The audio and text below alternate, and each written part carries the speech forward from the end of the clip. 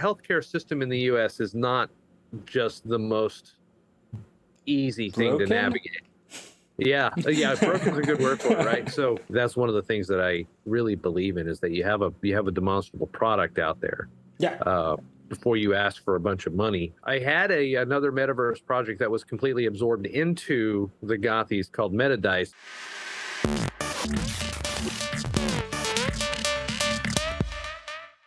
Hello. To the show. Hey, how we doing? Hello, everyone. So, Good morning.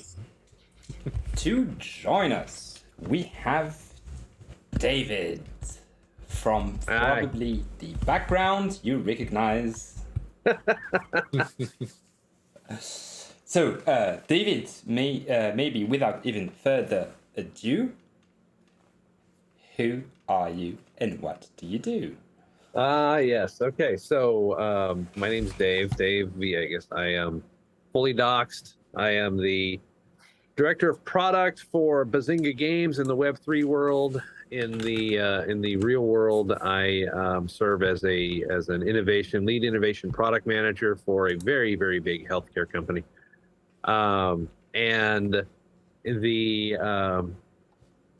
So basically, I am one of your collaborators in chief for the Gothies and for Bazinga Games, and been in the Web3 space for, wow.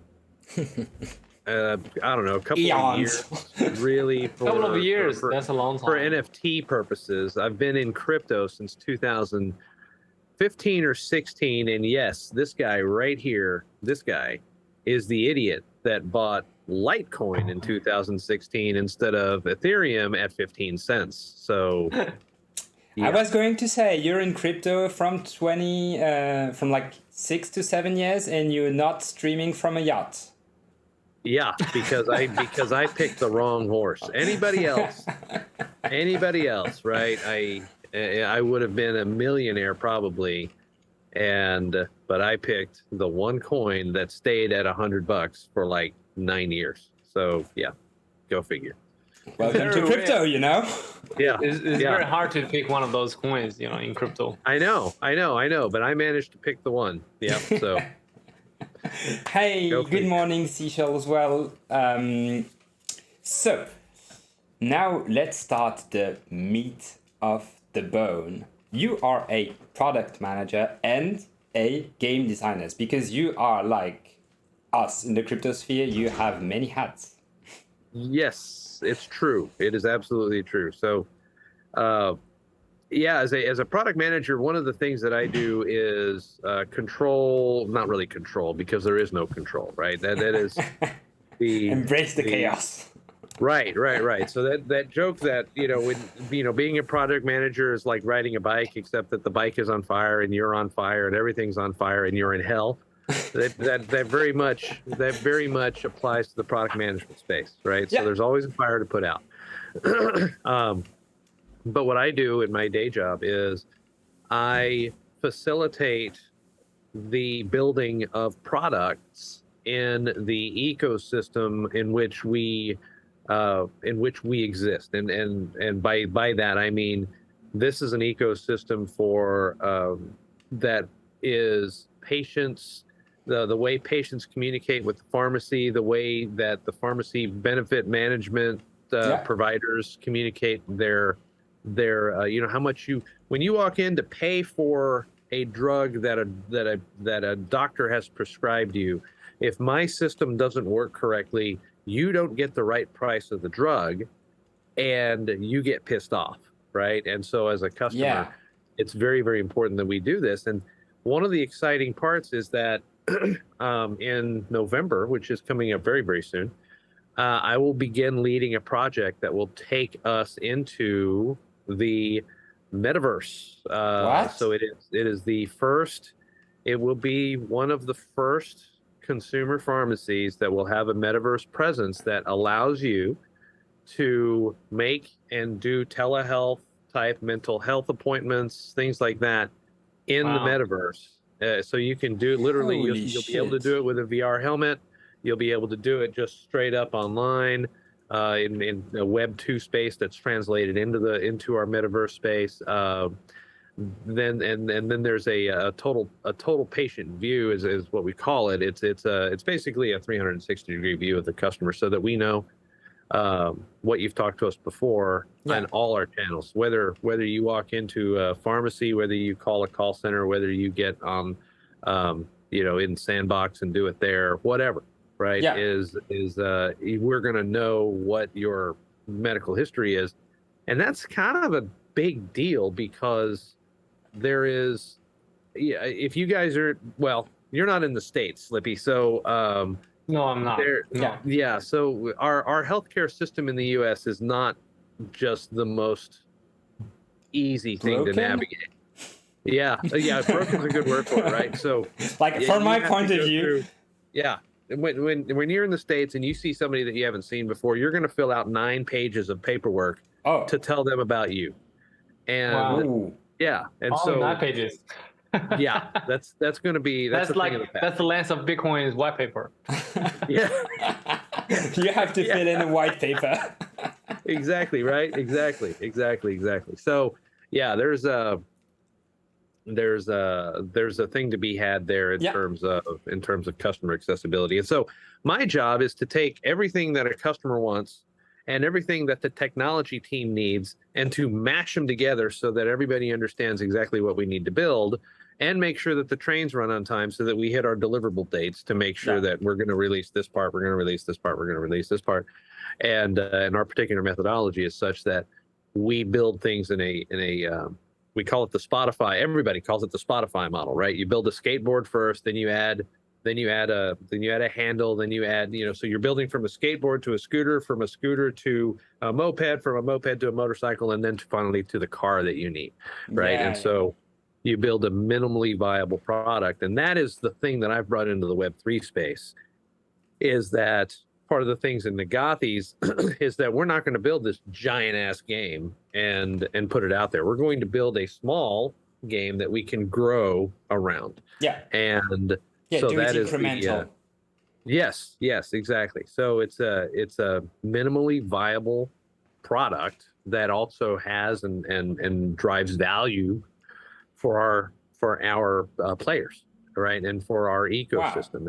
Whether that's a 2D questing environment, like Knights and Peasants, or whether that is a somewhat immersive Unity-based thing like Illuvium has going on right now. Actually, Illuvium's not Unity. Illuvium is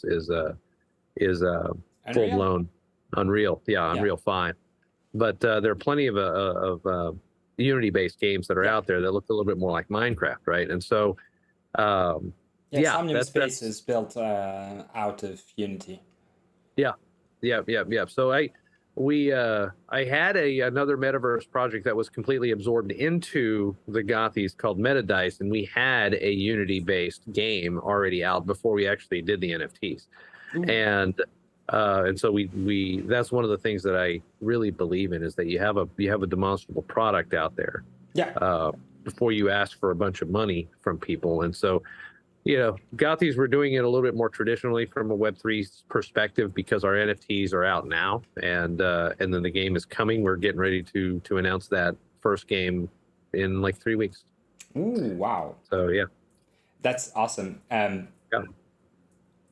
Channing, sorry, you guys, like at Gothies and like more generally, like the guests, you guys have like a tendency to surprise me, and I think I have like my not my schedule, but like where I want to go and stuff, and then you answer the first question, I'm like, what the fuck, there's so much to unpack. Yeah, man.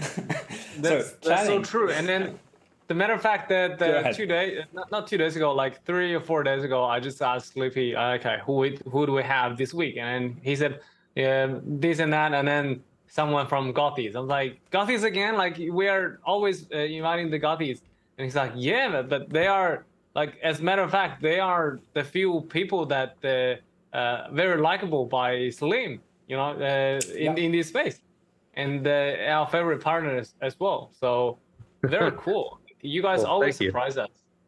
Yeah, appreciate it. We try to, especially Colin, we try to be unpredictable. Yeah. So, hey, hi, Eddie, as well. Seashell has a business proposal for you, David. She makes drugs, so you know. All right, all right. What company is this? Because likely I'll let her answer. we can get together, right? She's going to tell me that she's the vice president in charge of AbbVie, and if that's the case, we need to talk. So that's perfect for many reasons that you work in the health industry is because I also have another hat in the health industry. And I was before I joined TechTree, I was supposed to do a PhD on medical records using blockchain. Oh, wow. you did? Wow. Like sensitive data using blockchain to keep it private. And she works at PFE, by the way. And anyway, my question is, at least in Switzerland, the electronic medical record of patient is something that is trying to be pushed, but there's always concerns because like if it's on a server, if it's on the internet, it can be hacked. And it's sensitive data, so you do not want it to be hacked. Right. That's why like my PhD proposal was around using blockchain to protect those sensitive data. Now my question to you is it in the talks, I would say, to leverage the distributed ledger technologies? Because I assume that since you have like that 360 vision and stuff, right? Either you have the NSA security behind it, or you are kind of shitting your pants because you're going to get hacked at some point. So there has been a very large focus on security around what we do in what is going to be considered the metaverse space, and there are plenty of public announcements that we've already made around what is going to happen there, and the confidential transfer of patient information is not one of those things that's going to happen there. Okay. Not yet. Right. We're until we can get some manner of industry acceptance of blockchain transfers and blockchain communication for prescriptions. I don't see that happening anytime soon. Right. We're not going to have a consumer complete any matter of medical record request via a Web3 portal. That's not going to happen. We've got very good security around our Web2 offerings there, and we'll leverage that. Yeah. Okay. Mm-hmm. And it's just because I know the health industry or the health sector through a clinical practice. Basically, I work as well in a clinical practice, and okay. So I know more the doctor side of it. Right. But there is something about how do you say, like prescriptions forgery or prescription fraud? Yes. And when Colin was on the show, he was like, one of the killer apps for businesses that would drive the adoption of crypto is invoice fraud, because you can combat that through NFT. We've talked about this. And so my question then is prescription fraud or prescription abuse, NFTs seems kind of like, based on Colin's talk, it seems kind of natural fit. Yes, it does. And I've brought this up, and we have an annual competition that we have in the aside from hackathons and things like that that we run inside our own organization. We have on for people like me and for designers and human-centered designers and things like that. We have the hackathon for the web heads, and then we've got the ideathon for those of us that are a little bit more on the business side. And so we do these ideathons every year, and I guess this was 2020. My submission for the ideathon in 2020 was indeed an NFT prescription. And I actually got to talk with our chief customer officer around this proposal. And right now, the industry just simply isn't ready for it because it requires... In terms of infrastructure? Yeah, well, in terms of infrastructure and in terms of acceptance, because providers, for the most part right now, and if you're in the clinician or clinical setting, providers have no idea. They have not the first clue of what an NFT is. Yeah. Right. And then to tell them that money laundering, we're going to need to create an infrastructure that allows them to input a prescription and send it on a blockchain using a crypto wallet of some sort is just going to blow their minds, right? And so we've got to take baby steps in this. Okay. But the idea is there. That's something that I know has been on our radar at least your for toes. a year and a half. Yeah. Right. And so it's going to be a little bit more of a Samsung approach, that we're going to have a storefront, right? And we're going to offer some NFTs and little things like that. But it's more of a presence right now than it is actual transfer of data. Yeah. It's what we see basically with almost any like big or traditional companies. They dip their toes. Yeah, that's what they're doing for the most part. And then except for Adidas, the first ones break eggs. Yeah. And then you jump in. Yeah. And then I'm in a Discord group with a bunch of chief marketing officers and that are companies of our size. Coca-Cola's in there, some others that are trying to figure out what this metaverse space is, right? And how as a group, how are the big companies gonna grow to do that, right? I mean, our company is the 4th largest company in the United States, and so we are actively we are seeking peer reviews of things on the marketing side as it relates especially to the metaverse, and right. So that's part of the other thing that we do as a product manager, is that we are marketers for our own products, right? And so we need to understand. What do the marketers do? Well, we need to understand market dynamics. That's more than anything else. We need to, So I'm doing SWOT analysis all the time. Yeah. And all that jazz. Where are we strong? Where are we weak? Where are opportunities and who's our threats? And for those of you that don't know what a SWOT analysis is, SWOT. And so part of that, I am not a marketing guy, right? Yeah. I'm not going to be the guy that goes and creates a multi-pronged strategy over several different types of media. That's not me. But what I do need to understand is, if I'm going to build a patient records and management system specifically around pharmacology, I need to understand what the market is doing in that space already, so that we go to market with a product, somebody else already has that same product, I'm host, right? Yeah. So that's what I'm talking about from a all right. A group of marketers, right? So, and product managers. Again, if it's a no-go territory, if you can't divulge information, do not feel obligated to. Don't worry.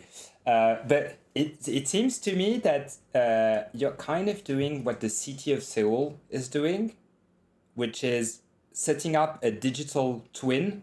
So they announced it in April, I think, that they are building, and they're almost ready for building a digital twin in the metaverse of the city of Seoul, so that people can go there, because the office hours are crazy and stuff like that. So not crazy, but for working people, I don't know, but administration office hours. There you go. Sure. And so what they say is we're embracing the metaverse, and so we're creating a digital twin. In that digital twin, you will have more direct contact, because we will have officials in their avatars hanging out or doing stuff there. But you will also be able to, for instance, fill in some official paperwork.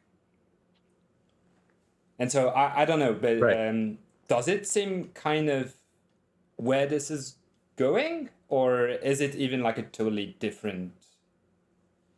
Well, speaking for, I really can't divulge where we're going in the future, but no problem. Generally speaking, in the metaverse terms, from the companies that I've seen that are putting their plans out there, the idea is that as more and more executives wake up and everybody is taking Ready Player One as their example of what this metaverse is. Yeah. Everybody wants to go and build the Oasis. Well, you can't have 39 companies build the Oasis, right? And then you've got other companies that are starting to figure out how do we do the interoperability to allow one metaverse to exist inside another metaverse, and that's the nut that nobody can quite crack. So if we run across a couple of companies that are actively working on it, and they've got really good designs about seeding technology into other metaverses, but I've never seen anybody actually crack that nut yet. Once somebody does, then we're ripe for a company to be able to put it all together. And it's not going to be Meta, because Zuck's never going to allow a decentralized environment to exist on Facebook, right? Or Meta. Right. And so will I play VR games in Meta? Yes, I do today, but I'm not going to trust any manner of metaverse architecture to Zuckerberg. That's not going to happen. Yeah. Maybe Channing, because like otherwise my brain is firing now, and so I can just rapid fire questions. But Channing, do you have questions? No, I don't have. I don't have a lot of questions, but I do want to comment on the Meta thing, because remember we were writing the article together with the metaverse things, and while I was researching all the metaverse things, I thought, because the key thing of metaverse is to be decentralized, right? That's one of the key features. Right. Otherwise, the World of Warcraft is a metaverse already. Like the Sims games we play, that would be a metaverse already, without decentralization. But while I was doing my comparison with all these metaverses from the Samuel Space, Sandbox, and all these, only Meta or Facebook, they don't mention decentralization at all in their products. And they always say it is a virtual space and all that. And they never mention that one.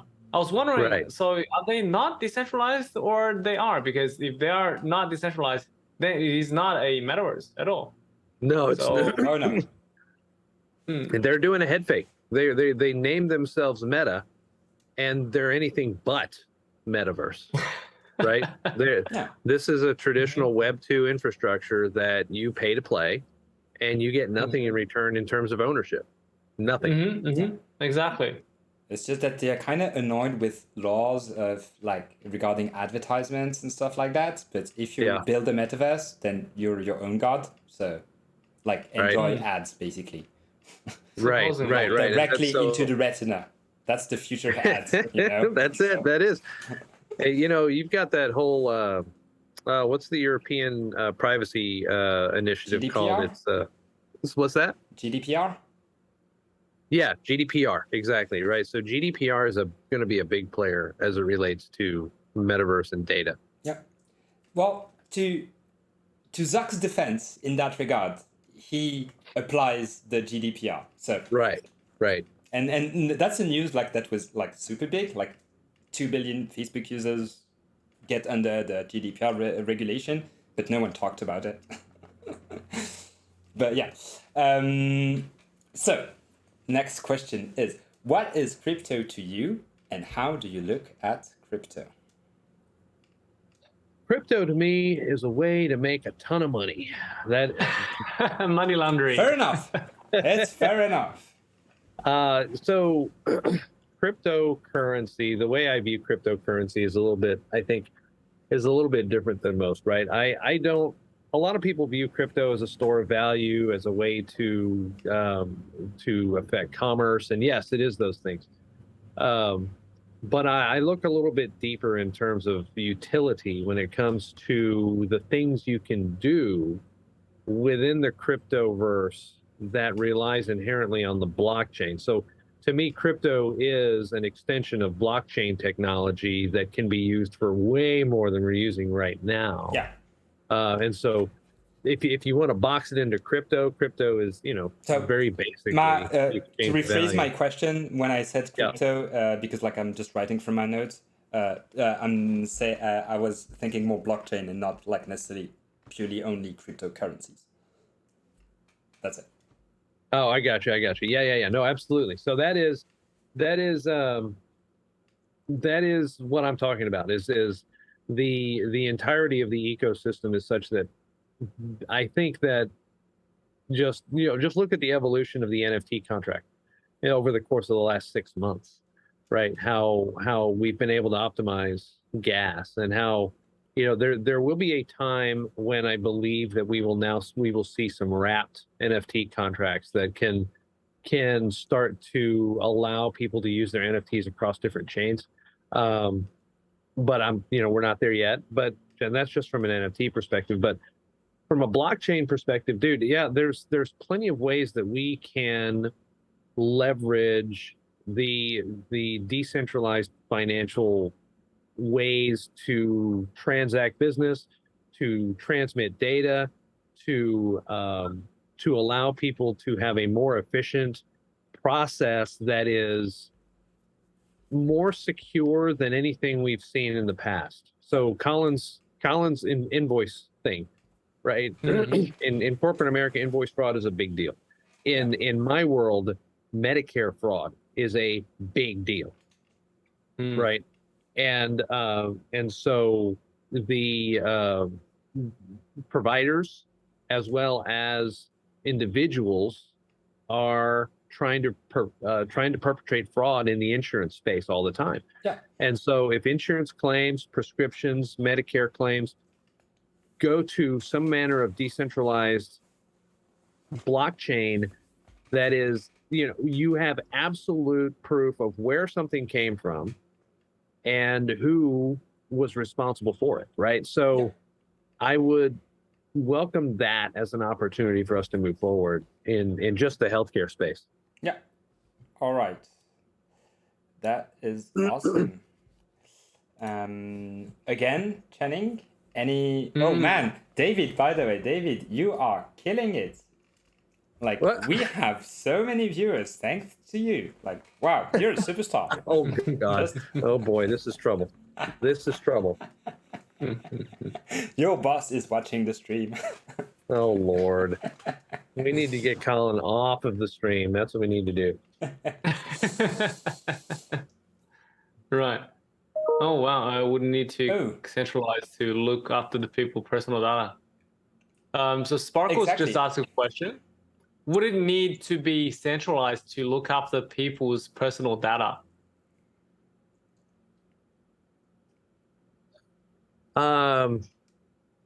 In a manner of speaking, yeah, right. So people would there would be a centralized database of information that we would have to store, yes, right. But that would not be unlike any other companies, right? As even to relate this to the Gothies, there is a bit of centralization that has to happen, because ultimately we have to be able to put our hands on the NFTs as you play the game, and alter those NFTs based on what you do in the game.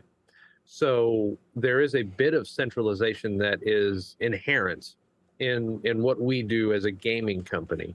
There's also the unavoidable centralization that has to happen in the healthcare space, because someone has to own that data. Until we get to the point where you own all of your own healthcare data and I can give you a wallet address, but I don't know that anyone is ever going to be able to completely do that, right?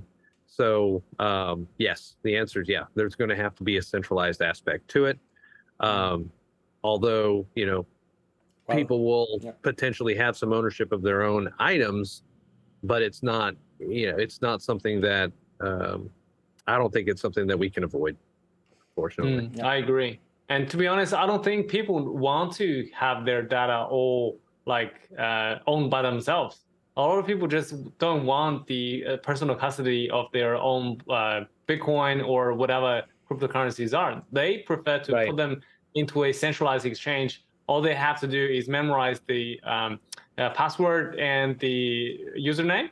So in case of there's anything wrong with it, they can call up and then trying to revert the transaction. Therefore, their data or their money is protected somehow, and then they don't trust themselves. So I do think centralization is needed, or at least There's always a fine line between the regulation and the centralization too. Mm-hmm. Yeah. No, I agree. Yep. 100%. And Yeah. these are all things that, we just, the market, the entire market, the ecosystem itself is still too immature to really know where we're going with it, right? And so we're at the phase of pilot projects and not like we really are. We really are. There's some leaders in the space, obviously, but those are the mavericks that are really going to innovate regardless of what anybody else does. Yeah. In terms of internet, I think we're like barely at the birth of Netscape, so we have. Oh, right. I was in college when the first GUI browser came out, right? Yeah. I was I was a part of that, and I got to experience that in one of my classes. Of, hey, look, there's actual images on the internet now, right? Instead of the what did we call those things? Those IRC channels? Oh yeah, Internet Relay Chat, right? That was the shiz back when I was in late high school and early college. I mean, we were like, wow, this is great to be able to do awesome. this. And it's instantaneous. Look at us, right? Yeah, look at this. Did you have to wear caps as well, like the hair shower caps and the hair shower caps with your shoes as well? Because we had to.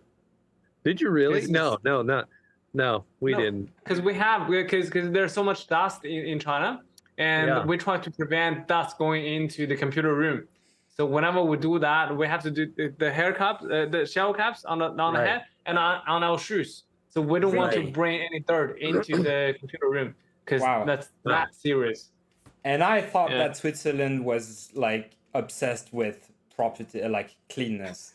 Wow. All right. Yeah, no, I've never had to do a clean room thing. Okay. Misconception about your job and crypto. So, what's that now? Sorry. Misconceptions about your job as product manager and crypto, or misconceptions about your job, for instance.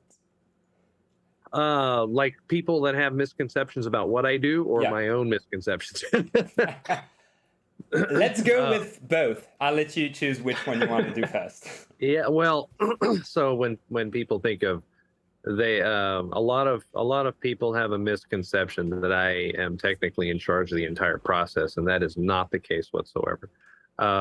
We are very much a balanced team when it comes to that, and so product managers in their very best form are servant leaders.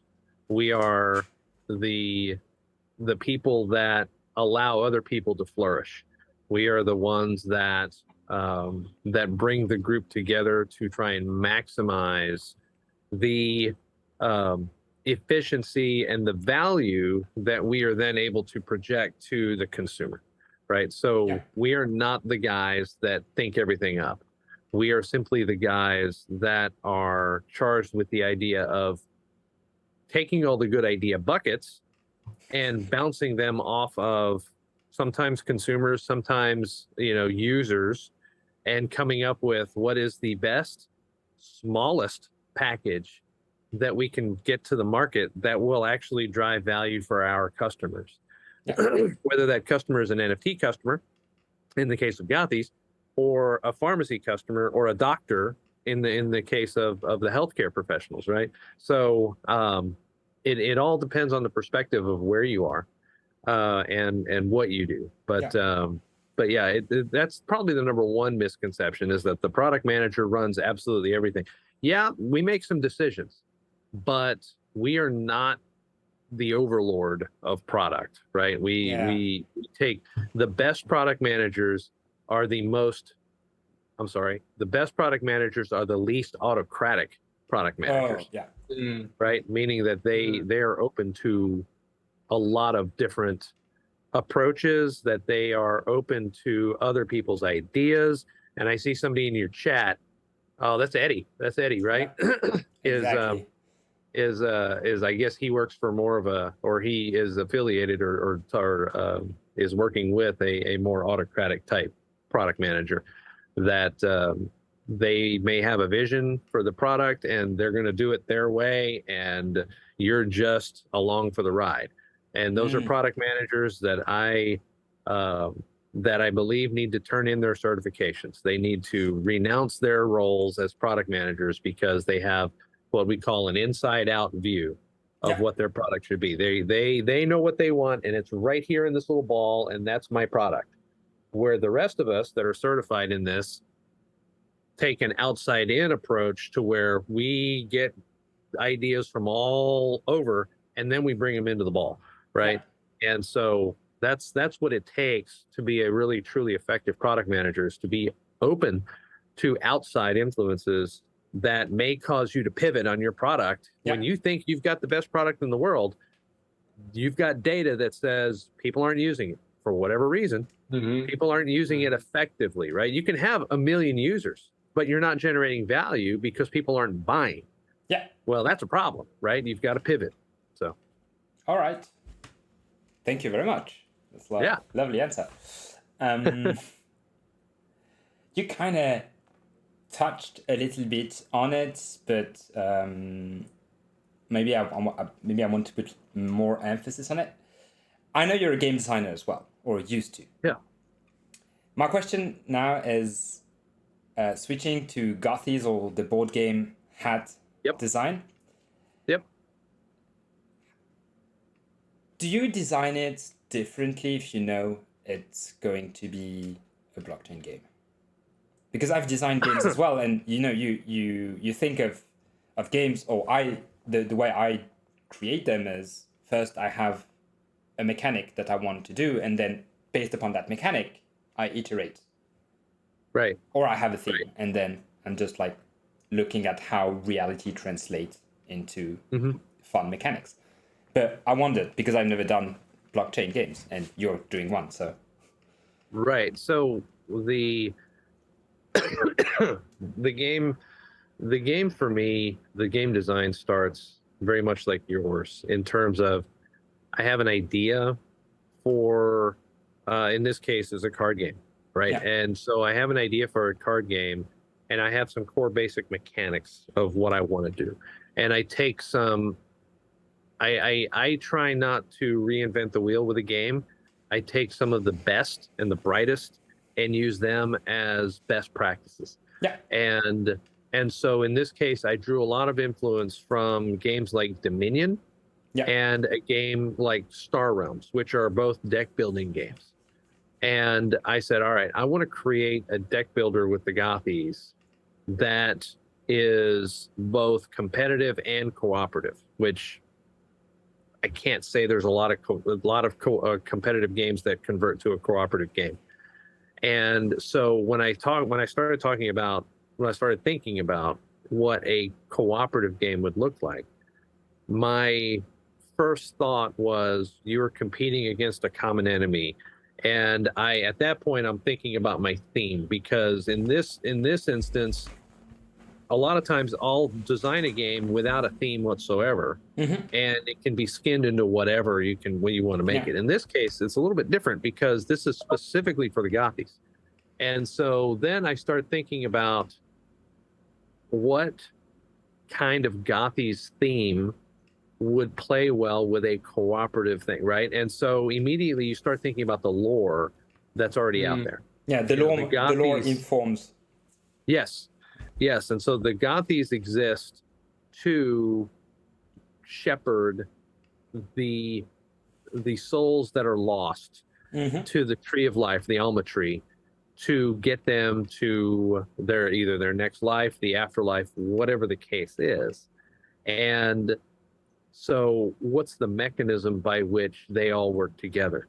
And so I settled on, they are the entrance and the exit, or in the way to travel around the world in Midlan, which is the Gothies environment, is through the well of Saiba. If that well didn't exist, then Midlan would not exist.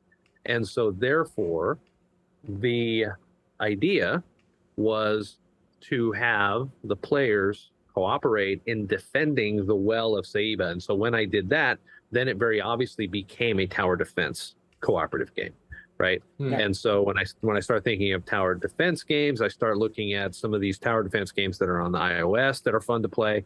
I start looking at things, board games like Castle Panic, and regard those as some of the the A-list of tower defense games. And so now, how can my deck building mechanic, that's a core mechanic of the game, how can that now translate into a cooperative environment where I am defending against creatures? And so then, bam, all of a sudden, I look at, we're adding monster cards and we're adding activity cards that allow external attacks towards something else, and allow for the monsters, this third party that's playing against all the parties, to attack a random target that's really not all that random. And so that's how that really kind of came into being, was to take that and morph it into a cooperative game from what was a competitive game. And so in this instance, theme had quite a bit to do with the final design. Wow. And so we start with mechanics and then add the theme, and then the theme dictated the final mechanic. So yeah, it was kind of cool. Yeah, but then the blockchain aspect is just like a tech spec amongst others. Right. And then, so then, or did you like take it into account because you're like, I don't know, maybe there shouldn't be like too much interactions, or maybe there can be, I don't know. Right. So the idea there is that it becomes a secondary mechanic, in that when the head-to-head game, when you're playing against somebody else, then you simply add elements of the blockchain. So I'm going to play against you. We're both going to put in 20 time stones, and the winner gets 38 time stones, and the bank gets to keep 1%, right? So you're competing, and you're earning crypto as you're playing against one another. And then when you cooperate, then what the idea there is that it is more of a free to play, but you are earning a little bit of crypto in the form of time stones as you progress further. And there will be a seasonal functionality to this, to where the game That's some will alpha have people. champion. Right. So the game will have champions every month or so, and the game will get progressively harder as you play the cooperative version, because at its heart, it is a solitaire variety. You can add more people to it, but the first iteration of the game in the digital space is going to be, I'm playing by myself and these monsters are coming, and I'm drawing more cards and I'm getting more Gothies on the field to defend. And when I do certain actions, like I'm going to use an alien and a dino together to fight off this monster, well, the problem is that their music doesn't necessarily jive, and that may create another monster, because the monsters are attracted to music that doesn't jive. And so you have to be very smart about the Gothies you take from a deck building perspective, because you want them to work together and not generate additional threat. And so as you do that, sometimes you're forced down the path and more threat comes. The idea is you want to get as far and work through as many waves as possible in defeating all the monsters. And then the winner, whoever gets furthest in the challenge for that particular month, is going to win a set amount of crypto, right? So you'll have a leaderboard, and top 5 gets X, Y, and Z. And if you want to, if you, like any other game, if you want to buy the monthly pass, you'll get things along the way, right? If you get to a certain point, you'll actually get a Gothy NFT or something like that, right? So awesome. So that's these are all things that I've got planned that haven't really made it into the public conscience yet. So you're the first ones to hear of it. Wow. Bless for the alpha people. Bless the alpha god. Awesome. But, that's super like nice. That's really cool. And what I like about this is it's what like mind boggled me with the blockchain gaming trend of like last year is they all said we're making crypto games, and they make blockchain their main selling point. Add on. Yeah. Instead of having first a game and then you apply blockchain. Right. Know? And they went the other way around, and honestly, either they suck or they are never released because they never like thought it through. And then they're like, oh man, we're set in such crap. We have we have promised like Mount Everest and we can barely climb the hill. Yeah. So kudos to you. Here's the funny thing, right? Is if they're not gonna play your game, if they're not gonna play your game in the basic form, yeah, they're not gonna play your game on the blockchain. Yeah, exactly. So that's how should people design the whole game, like a P2E games, right? Right, Yeah. right. And I talked to somebody the other day that said, well, if they're not going to play your game on the blockchain, they won't play your game off the blockchain. I was like, whoa. That's backwards. Yeah. That is absolutely backwards. If you design a game people want to play, then they may convert to a blockchain user. Can you play the game by owning a free Gothy? Absolutely.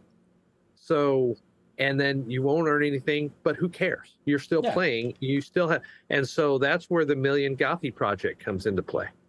And so we are at, it'll be 2023, but we are literally going to release 1 million free Gothys to anybody that wants one.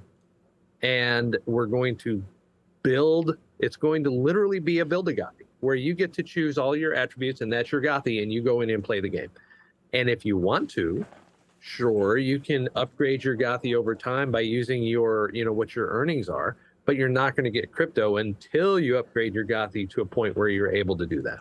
And so that's the iOS version, if you will, that people will be able to play as much as they want to, and they don't have to get a blockchain wallet if they don't want to, right? So, but they'll be able to play with a Gothy regardless. So we'll have a Web 2 and a Web 3 version of this game available. And the idea is that gamers, for the most part, do not like Web 3, right? And this is board gamers specifically that I'm talking about. Board gamers just don't like Web 3 right now. Yeah. They don't understand it. They don't see a need for it. And I approached plenty of RPG groups with an idea of saying, hey, take what you've got and put it on the blockchain. And they're like, no, well, that's stupid. We would never do that. In fact, I hope you fail, right? That's what the guy, that is literally, that is literally what I got from one of the biggest virtual tabletop providers. Ooh. Is like, I would never do that. I'm a blah. And the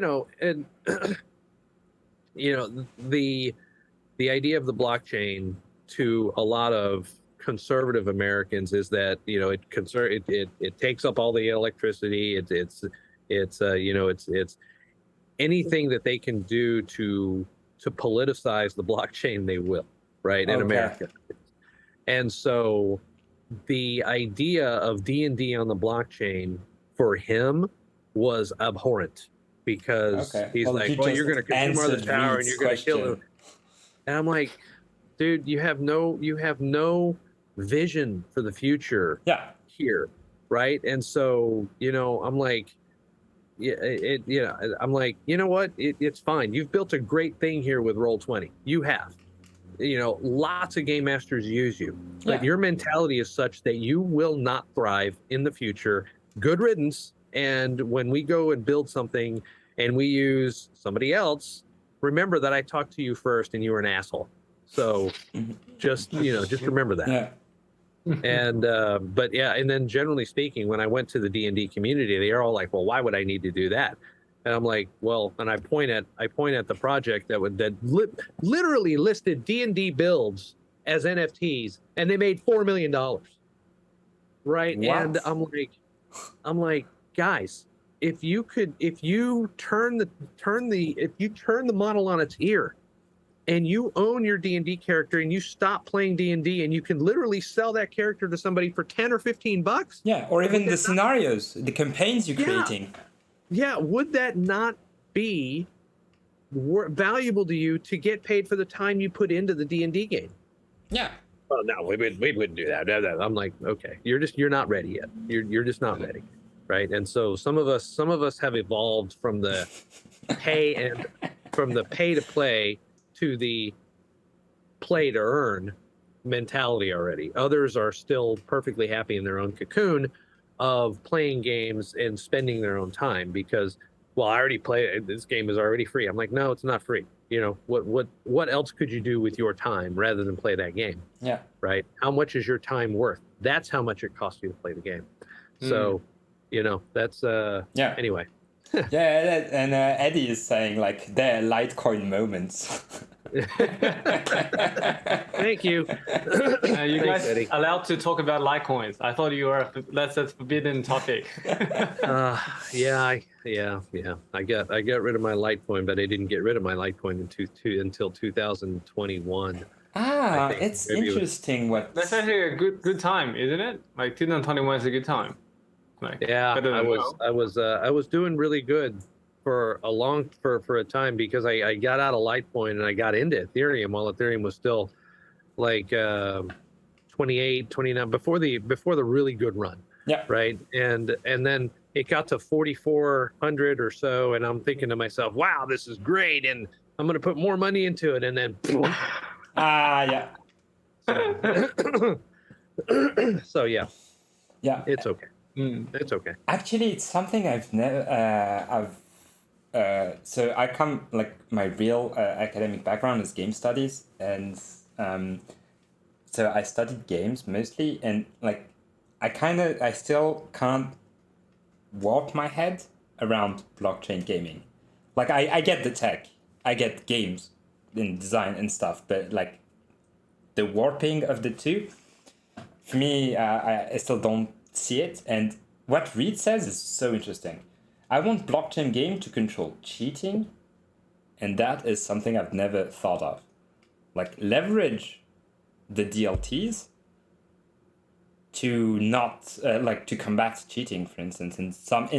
It's mostly in the case of multiplayer games, but in the case of multiplayer games, it's like awful sometimes. So right.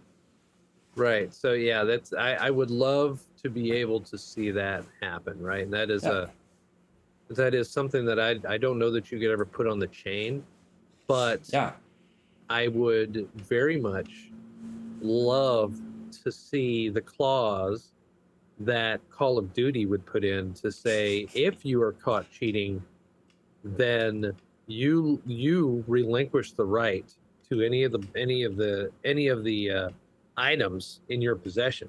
Yeah. Right. And yeah, they're on the blockchain. But if I were a game designer, I would still have a way to flash your metadata. Yeah, exactly. And by doing so, I render your NFTs that you obtain in a fraudulent fashion worthless. And that is, we place countermeasures in the Gothi's NFT contract, right? And so if somebody gets their Gothy stolen, then it's a very easy process for us to make that NFT worthless and potentially replace your NFT if we have the inventory available. But that's the same thing with I'm in another project that actually got hacked and their entire contract was transferred to another owner. Oh wow.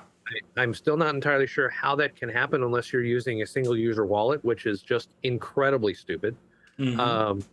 But if that is the case, and they had a security problem from a single user wallet, I completely understand how that can happen, given today's environment. Somebody gets breached, whether they know it or not. There's plenty of malicious code out there, but the fault with me would lie with that project using a single owner wallet on their creator wallet for their NFT contract, right?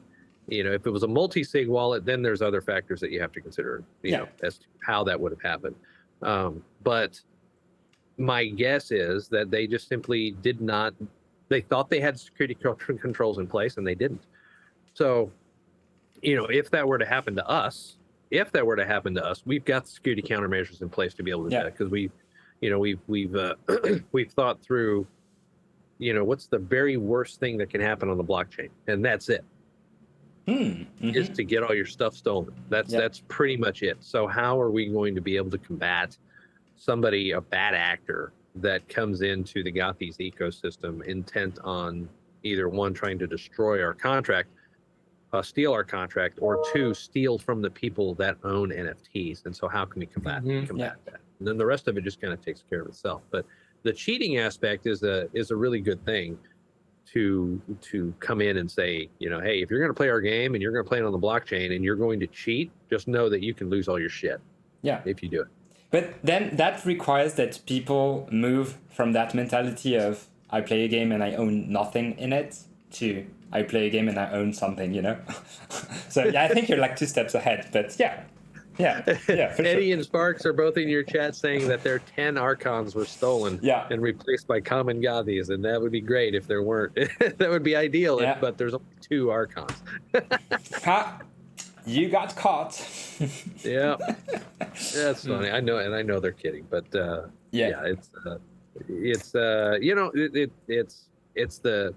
it's the world that we live in, that people are out to defraud. And these guys that write all this malicious code, if they simply use their powers for good, we'd have a really kick-ass blockchain. Yep. Yeah, that is so true. Channing, any questions, or I fire the last one? I actually have one question for the cheating part. I was waiting for this moment. So this happened to me, right, in a similar way, right? Let's say someone wrote a malicious code, and then his account got banned, but then just right before it got banned or destroyed, the item got destroyed or avoided by some sort of regulation, and he put it on the market, and then someone else bought it, and then it becomes, and then you ban the whole thing, and then therefore the person who bought it is actually the victim here. So how do you deal with that kind of situation? Right, and that one's actually a little bit more straightforward, because you'd have that's one thing that's beautiful about the blockchain, is that you would know the course and scope of where that NFT was, and if you were cheating at a time and we banned your account and you were able to sell one of those NFTs, but we flashed the metadata, I know that we will have an audit process in place, that we know what the values were of all of our assets prior to some event happening. Yeah. Right. So as a user does things to their Gothies are going to level up, so to speak. Well, we're going to know what the history was of that Gothi, so we can take it back and almost do like when you claw back your software, and then you revert it to an earlier version of code. We would basically be able to revert the metadata to a previous version of it, so that the person that bought it was not victimized. Because you can see the timestamps on the blockchain, right? So you would know if somebody else got it. Now the trick there is, was it truly somebody else, or is it just another wallet of the same person, right? And so that's where human really decisions comes into play, right? So that's where. But if it is a different wallet, then that person is going to have to go through what they go through to level a character up to be able to use whatever that item is. So, you take the good with the bad. Yeah, but at least it's something. So, yeah, it's not like, hey, sorry, we can't do anything, but here's the mint contract. Yeah, that's what happened to my OpenSea account, right? I bought one of the NFTs from other exchanges.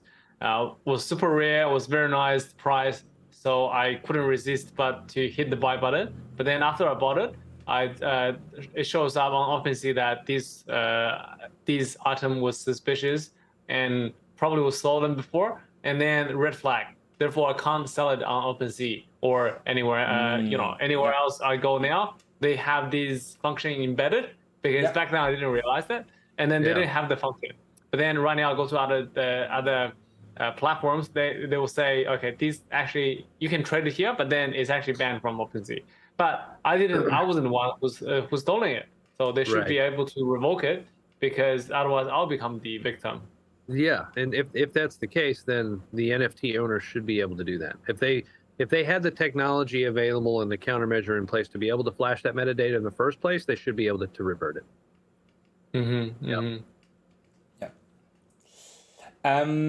So the audience, do you have questions for David? And while you think of questions for David, I'm going to fire mine. Okay. So you kind of touched a bit on that, but what excites you for the future of the blockchain space? What are you most looking forward to? And mass adoption is not something be more specific. Right. I mean, mass adoption is great, right? I would welcome the day that Ready Player One or the Oasis becomes the reality. But the honest answer to that is we're 5 years away at least from having some kind of mass adoption in place where people are actually transacting in the metaverse, and their jobs may be in the metaverse. And yeah, sure, I know that there are some companies that are out there that are already doing training in VR environments that simulate a metaverse. Great, wonderful. But there will not be a mass adoption of that for the foreseeable future. Yeah. So what excites me the most right now, and that is what is assisting with that mass adoption. That is what excites me the most. And so that is where Colin and myself will tell you that right now our focus is pivoting to the physical space and the Web 2 aspects of what we're doing with Bazinga. And so you've seen Colin go on about the plushies. We didn't release the pictures of the first plushie because it looked like a bug-eyed dinosaur. and so we're going back for a revision to try and figure out, let's see if we can make this look a little bit more like the actual Gothy that we put out for the first time, right? And I heard from a friend who has a 5-year-old who saw his mommy's Gothy and wanted a stuffed animal of it immediately, right? And the way I knew that the kid remembered it is that she told me that they showed him the Gothys, and then at dinner or bedtime, like 2.5 hours later, he was asking, when am I going to get a toy of it, right? Oh. And so it obviously made an impression on the kid if the kid's remembering it 2 hours later. I saw John also posted something about how his kid liked it. Somebody else on our Discord posted about how they're I want to say they also had a 5-year-old, and they're one of our more creative people. It was one of the first people to put up a fan art.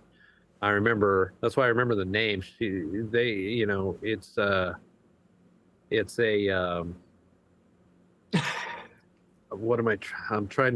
I'm sorry. See, I say I remember the name and now I forget the name. No problem there. Shoot. Anyway, they put up, the same person put up a clay sculpture as a fan art project. Day before yesterday, right? Of an alien Gothy. Now that the aliens have been, the first alien came out, Skip leaked it during our reveal show. Then they created a clay sculpture of one of the other Gothys that are aliens. And so, but they also mentioned that their kid absolutely loved the Gothy that they got. So, we're seeing multiple people now come in and say, hey, my kids like this, we like it. And so I'm excited about potentially transcending into the physical world and seeing how we can interact with parents and children and drive a little bit more consciousness into what we're trying to do. And so if we sell some Gothy games, great. Right? When that game translates into the digital world, then that's awesome too, right? And we add the metaverse aspect, that's even better, right? So in steps, right? Yeah. We're going to do it in steps. that's what excites me the most is being able to transcend Web3 into Web2 and then get into the physical space and combine it all to better adoption. Wow, that's awesome. Awesome. kind of a big response there. Sorry. No, that's perfect. It's very nice. Perfect. And my last question for you is, what is a hard-earned lesson that you wish you would have known during your crypto journey? Besides Litecoin. Yeah, besides Litecoin, of course. Besides Litecoin, something that you know, it's kind of those videos like 10 things I knew I wish when I started programming or something like that. I the number one thing that I wish I knew coming into this was how to effectively move assets around the blockchain without costing yourself a ton of money. Because at the beginning, because I didn't know, I would move something to a provider or an exchange that didn't provide the currency that I was trying to get. And so then I'd have to move it back. And then on the Ethereum at that time, you were always paying anywhere from 70 to 80 to 90 bucks just to move assets. Yeah. Right. And, or, when you were talking about thousands of dollars that you were trying to move US. And so that was the number one thing that I wish somebody would have told me is that you need to have a complete and thorough understanding of what exchanges support what currency, what providers in terms of like KuCoin versus Coinbase versus, whatever, will allow you to trade currency in the manner in which you want to trade it. Yeah. And also, how to get your currency or your assets to the right place at the right time the first time, because you don't want to pay additional gas that you don't have to. Right. Or have your shit lost in the void. Right. Yeah. I'm thankful enough that I did enough due diligence to where I haven't, knock on wood, I haven't sent a transaction into the void yet. See, like I'm knocking on wood and I'm scaring the dogs. And I have. So I mean, I did it on purpose, right? And that was, I've done it on purpose once, to where I burned an asset from a collection that I was pissed off at, and so rather than have their nice 2,000 unit collection, now they have a 1,999 collection because I burned one. David, get him back. That's right. I was being very petty at the time because they were, you run into assholes in the crypto space, so you want to kind of give it, you kind of want to give it back a little bit. Yeah. Because I'm not, 888, yeah, that's Reed who just said it. Yeah, I'm not petty at all. Yeah. Perfect, man. Like it's a blast. It's really a blast. Yeah. Ooh, I think we even have Skip on the show. No. Vita oh my Mortis? God, he is.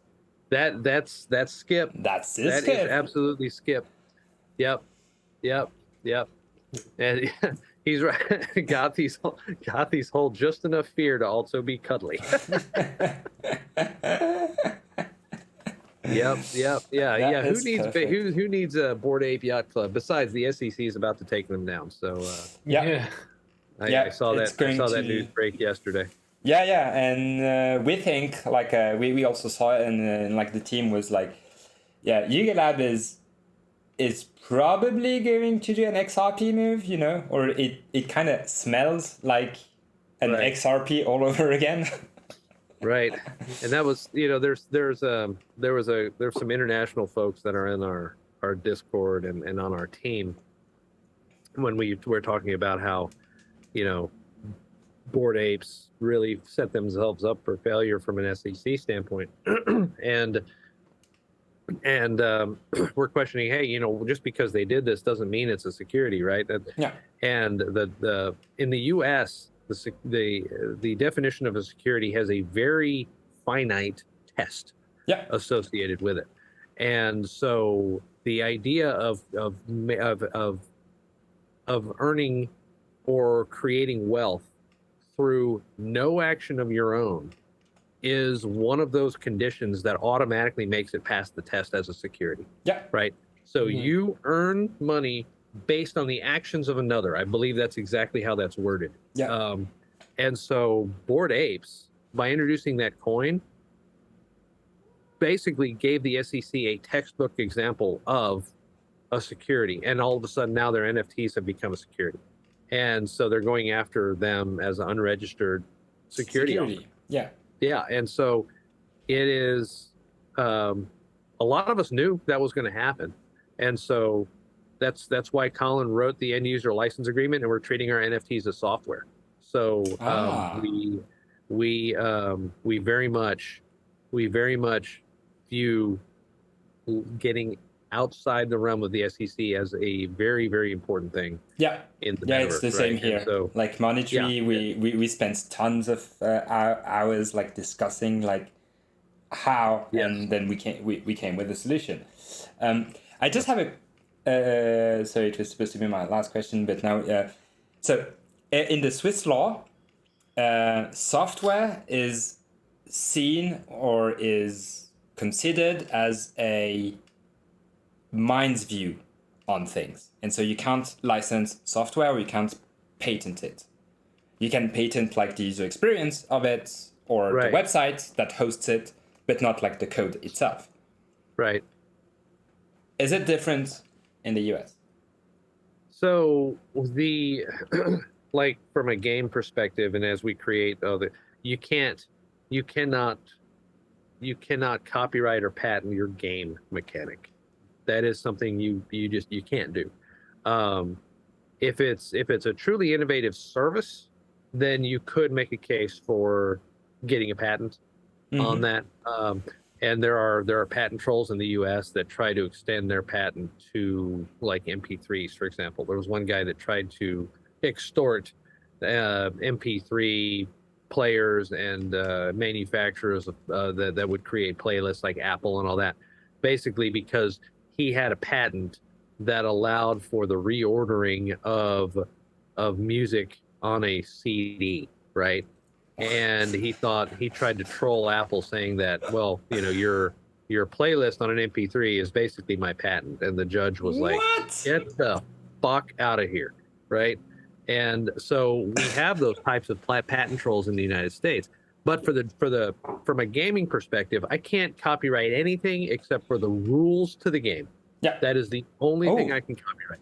So I could go and make a bald-face copy of Hearthstone from Blizzard. As long as I don't use the verbiage or the artwork that's on the cards, you're good. There's no problem, right? So if I reword, I can use the exact same mechanics. I can use the exact same valuations on the cards, as long as I reword the rules and I do my own art, and the card verbiage is worded differently. I can completely copy their game, and they got nothing that they can do about it. Now, in the gaming world, you would be vilified, for doing such a thing. Yeah, because it's right. That's why there are thousands of Candy Crush out there. So. Right. Yeah. So any popular game is going to have a lot of people that try to emulate it. And the Gothies card game is going to look a lot like Castle Panic, and it's going to look a lot like Dominion. Yeah. But that's because those games have inspired the design, not because, you're not going to find gold coin like you would in Dominion, right? You're not going to find. Will you find as many expansions of Gothies as you have of Dominion? No. That's not going to be. And also, it's not going to be Dominion because there's a head-to-head aspect of it. Dominion is everybody plays their own game, and then there's a winner based on victory points you have at the end, right? That's not how Gothies works at all. Yeah. And so it works like Dominion in the aspect of it's a deck builder and you can do all that, but it works like Star Realms in the aspect of you're playing against one another and you're buying cards out of a community space in the middle. So. It's going to look like both, but it's going to have combinations of both plus Castle Panic. So it really isn't, it really is, things that you'll see in these, in these games that have really been successful. But, why reinvent the wheel when other people have created really good games that you can use as an inspiration? Definitely. And then you add your own touches to it. Like we're adding the monsters, we're adding the aspects of the Gothies lore to it that make it more compelling for the users to play, right? So that's that's how. And plus, we're putting it on a digital format that is very, very different than a lot of board games would be able to do. So it's fun. Yeah. Man, like Skip's not going to like it, but no art is original, so. Yeah. Well, I could keep you on for like hours, but I don't want to. Like, it would be mean of me. It's all good. I've got to get back to real work. Thank you very much, David. That was a like I thought I knew where I was going in with this interview, and you just blew me away. Yeah. Well, I'm glad it's nice meeting you. Right? Yeah. I have one last question for you, which is, would you come back for our Avenger show? Oh yeah, sure, absolutely. Your adventure show? Avenger, but adventure as well. We could do an RP stream as well. Because I'm telling you, I cut my teeth as a game designer in the RPG world, right? And in Star Wars, in the Star Wars role playing game system. Ooh. And so I in fact my best selling game of my career is actually an RPG. It's a role playing game called Everyone is John, and so I love role playing, and so if you do some kind of adventure, Gothies, the game, the big game is going to eventually evolve into this questing type of mechanic where you're off and you're harvesting things out of the world, and we're going to have this massive crafting engine that's going to rival that of what Star Wars Galaxies was back in the day, where you've got items of quality that really determine how good your items are, right? And so I'm very big into the realm of the RPG. So if you ever do anything like that, I'm absolutely on for it. And for the Avengers' sake, I like the Avengers. I am not all that well versed in some of the non-MCU type of lore. Right? No. I'm not a comic book fan or something like that. It's just that Channing once mentioned. So my idea was to invite, to do these interview series, 2-on-1s with each and every one of you, and then bring all the guests that ever appeared on the show for one giant talk show, basically. Oh, about crypto. Channing was like, oh, but that's like the Avengers, everyone gets their movie and then they make a movie all together. I see. So I was going down the wrong path. Now I'm just like, it just stuck in my mind, and I'm like, yeah, it's going to be the Avengers show. You're okay. You're putting all the superheroes on the screen at the same time, and then letting us all have a free for all. Exactly. Yeah. Exactly. Yep. All right. That sounds good. Exactly. Awesome. Thank you very much, and have a great day. And so. Yeah, you guys too. I appreciate you taking the time and having me on.